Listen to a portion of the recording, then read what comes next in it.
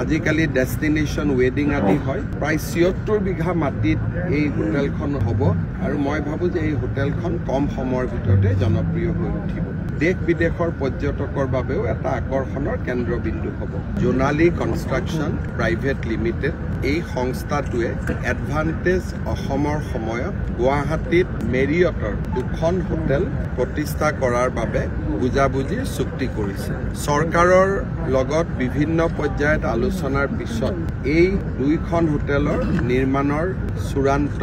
পৰ্যায় পাই গৈ এডভান্টেজ অসমৰ সময়ত স্বাক্ষৰ কৰা প্ৰায়বোৰ ইনভেষ্টমেণ্ট প্ৰপ'জেলে লাহে লাহে বাস্তৱত ৰূপায়িত হোৱাৰ আৰম্ভ কৰিছে আৰু বিশেষকৈ এই ২খন হোটেল গুৱাহাটী বিমানবন্দৰৰ নিচেই কাষৰত হোৱাৰ বাবে ই পৰ্যটক আৰু বিমান যাত্ৰীসকলৰ বাবেও সুবিধা হ'ব প্ৰায় ৭৬ বিঘা মাটিত এই হোটেলখন হ'ব স্বাভাৱিকভাৱে ই পৰ্যটকৰ বাবে দেশ বিদেশৰ পৰ্যটকৰ বাবেও এটা আকৰ্ষণৰ কেন্দ্ৰবিন্দু হ'ব আজিকালি ডেষ্টিনেশ্যন ৱেডিং আদি হয় আৰু মই ভাবোঁ যে এই হোটেলখন কম সময়ৰ ভিতৰতে জনপ্ৰিয় হৈ উঠিব জোনালী কনষ্ট্ৰাকশ্যনৰ পৰিচালন সঞ্চালক অনিল দাস ডাঙৰীয়াক অভিনন্দন জনাইছোঁ আৰু ২খন হোটেল যাতে খুব সোনকালে নিৰ্মাণ হয় তাৰ বাবে আশা কৰিছোঁ